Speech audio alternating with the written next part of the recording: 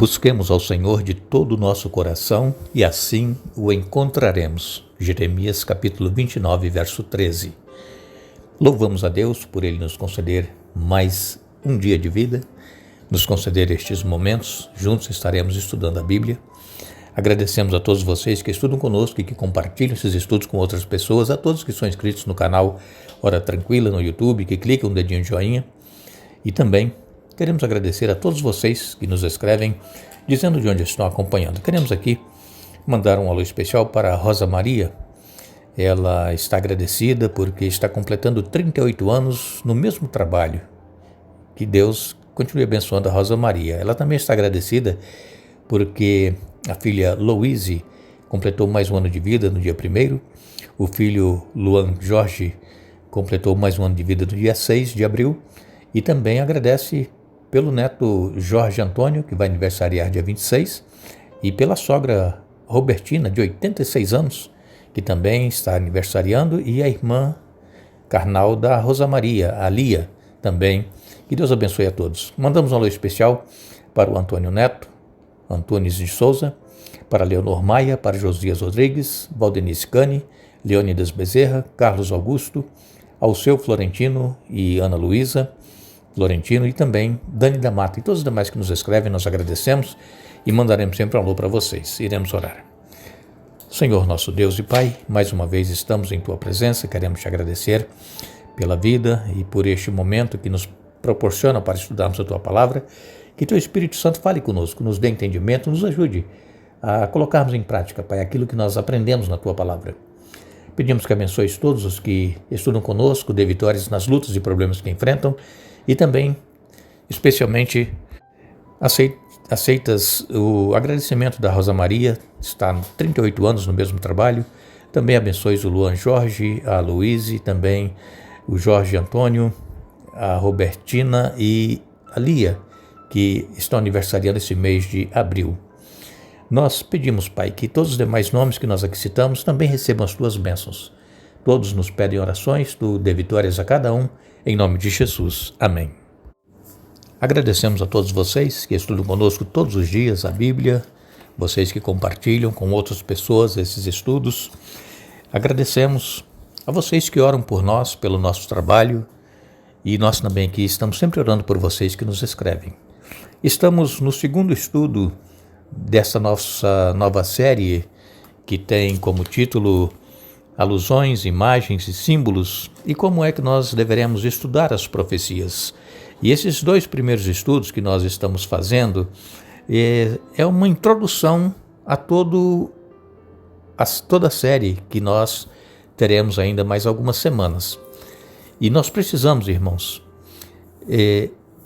anotar as passagens bíblicas, precisamos sublinhar na nossa Bíblia e precisamos ir lendo e estudando por nós mesmos para que nós aprendamos. Como eu disse para vocês no início dessa série, para que nós possamos entender a Bíblia, isso requer tempo.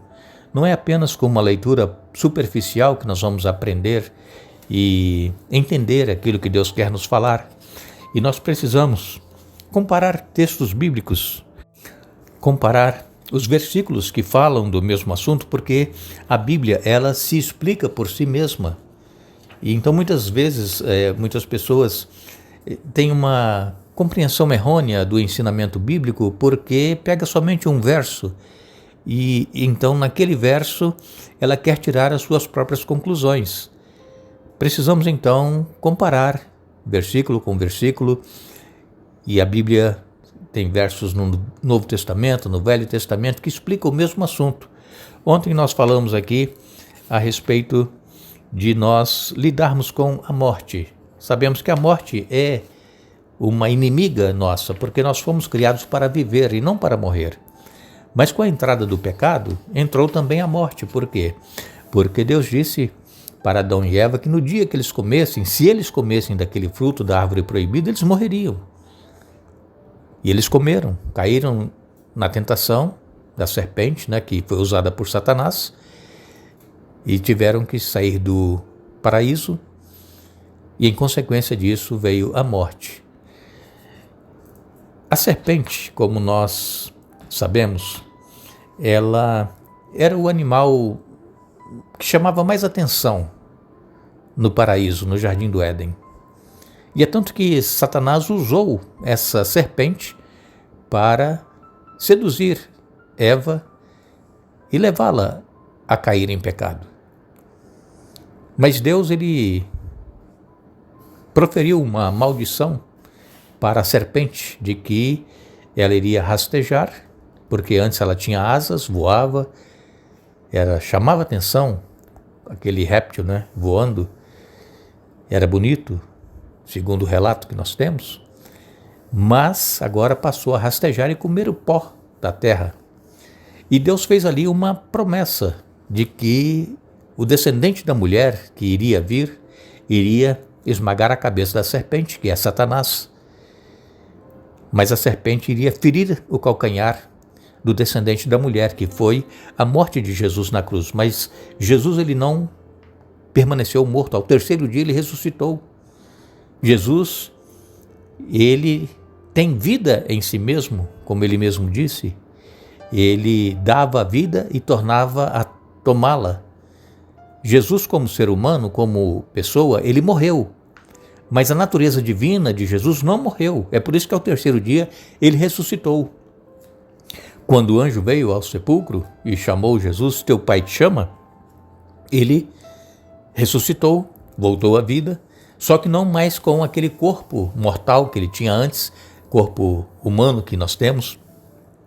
Ele não era mais reconhecido com a sua fisionomia de antes. Agora ele era reconhecido como ele falava, o modo dele agir, é que ele era reconhecido. Jesus ressuscitou com um corpo glorificado, assim como todos os salvos irão ressuscitar com um corpo glorificado, não com esse corpo mortal que nós temos. Mas nós iremos reconhecer os nossos queridos, aqueles com quem nós convivemos e que estarão também nos céus, iremos reconhecer.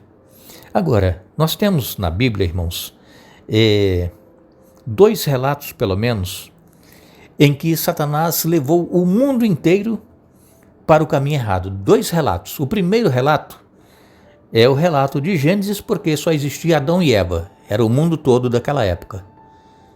E então Satanás levou Adão e Eva para o caminho errado. Mas também nós encontramos no livro do Apocalipse, nos capítulos 12 e 13, em que Satanás ele é identificado como o sedutor de todo mundo, especialmente aqui em Apocalipse, no capítulo 12 e no verso 9, nos diz aqui a palavra de Deus.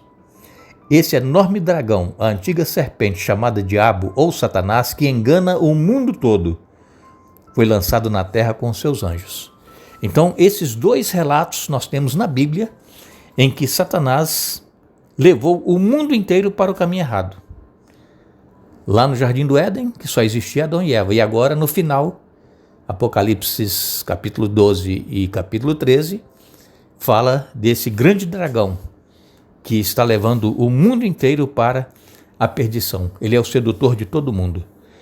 Vejam que em Gênesis, no capítulo 3, nos versos de 1 a 5, nós encontramos aqui um tema comum que também está lá em Apocalipse. Gênesis 3, versos de 1 a 5, diz assim: A serpente era o mais astuto de todos os animais selvagens que o Senhor Deus havia criado. Certa vez, ela perguntou à mulher: Deus realmente disse que vocês não devem comer do fruto de nenhuma das árvores do jardim? Podemos comer do fruto das árvores do jardim, respondeu a mulher. É só do fruto da árvore que está no meio do jardim que não podemos comer. Deus disse: Não comam e nem sequer toquem no fruto daquela árvore. Se o fizerem, morrerão. É claro que vocês não morrerão. A serpente respondeu à mulher: Deus sabe que no momento em que comerem do fruto, seus olhos se abrirão e como Deus conhecerão o bem e o mal. Vejam, o diálogo entre a serpente, e sabemos que animal não fala, réptil não fala, e Satanás estava ali incorporado nessa serpente, por isso que ele é chamado de serpente, dragão, o sedutor de todo mundo, porque seduziu ali Adão e Eva levando-os ao pecado. Agora, quando lemos também em Apocalipse 12, nos versos de 1 a 9, Apocalipse 12, versos de 1 a 9, diz a palavra de Deus: Então foi visto no céu um grande sinal, uma mulher vestida do sol, com a lua sob seus pés, e uma coroa de 12 estrelas na cabeça. Estava grávida e gritava por causa das dores de parto e da agonia de dar à luz. Outro sinal foi visto no céu, um enorme dragão vermelho, com 7 cabeças e 10 chifres e 7 coroas nas cabeças. Com a cauda arrastou 1/3 das estrelas do céu e as lançou na terra. E quando a mulher estava para dar à luz, o dragão parou diante dela, pronto para devorar a criança, tão logo ela nascesse. A mulher deu à luz um filho que governará todas as nações com cetro de ferro, e ele foi arrebatado para junto de Deus e de seu trono. A mulher fugiu para o deserto, onde Deus havia preparado um lugar para cuidar dela durante 1260 dias. Houve guerra no céu, Miguel e seus anjos lutaram contra o dragão e seus anjos. O dragão perdeu a batalha e ele e seus anjos foram expulsos do céu. Esse enorme dragão, a antiga serpente chamada Diabo ou Satanás, que engana o mundo todo, foi lançado na terra com os seus anjos. Apocalipse 12, de 1 a 9. Aqui nós encontramos Satanás, que é a serpente, um dragão. Ele arrastou 1/3 parte das estrelas do céu. As estrelas aqui são os anjos. Nós estamos falando aqui em profecia. Estrelas, em profecia, significa anjos. Com a sua cauda ele arrastou 1/3 das estrelas, quer dizer, 1/3 dos anjos foram enganados também por Lúcifer lá nos céus. E aí houve batalha entre Miguel e os seus anjos e o dragão e os seus anjos. E Miguel venceu, o dragão foi lançado para o abismo e, conforme diz aqui, foi lançado na terra com os seus anjos. Essa terra ainda não tinha forma, Deus ainda não havia colocado essa terra como um lugar para a habitação de seres humanos e de toda a criação. Mas Deus, depois que houve essa batalha nos céus, que ele deu forma aqui ao planeta, e então nós temos hoje como nós conhecemos a Terra. Mas diz-nos aqui que o dragão, ele estava esperando a mulher dar à luz para que devorasse a criança. Isso aconteceu quando Jesus nasceu. Herodes foi usado por Satanás para tentar matar Jesus ainda bebê. Herodes, ele baixou um decreto em que todos os meninos de 2 anos para baixo deveriam ser mortos, meninos descendentes de judeus, de hebreus, deveriam morrer. Por quê? Porque era a intenção matar Jesus ainda criança, bebê. Mas um anjo apareceu para Maria e José e disse para eles fugirem para o Egito, até que eles recebessem a ordem para voltar, e assim aconteceu. Por isso Jesus não foi morto. Então Satanás, ele persegue e sempre lutou contra Jesus desde a eternidade. Começou lá nos céus e continua essa luta, essa batalha aqui. Mas sabemos que Satanás, ele já foi derrotado na cruz do Calvário, mas ele ainda luta com as forças que ele tem para poder levar ainda uma multidão com ele para a destruição eterna. Nós precisamos nos voltar para Deus, a sua palavra, e não sermos enganados por falsas doutrinas, por falsos ensinamentos, porque Satanás, ele usa pessoas que conhecem a Bíblia para distorcer a palavra de Deus e enganar as pessoas, e assim ele estará levando milhões e milhões para a perdição, pensando que estão adorando e servindo ao verdadeiro Deus, mas na realidade estão seguindo os enganos de Satanás. Que Deus tenha misericórdia de cada um de nós, que Deus nos abençoe, que Deus nos ajude a estarmos atentos para os enganos, para as ciladas que Satanás ele coloca diante de nós, e que através do poder do sangue de Jesus nós possamos ser vitoriosos, assim como Miguel venceu na batalha que teve lá no céu, e assim como Jesus também venceu no deserto as tentações e venceu também na cruz do Calvário.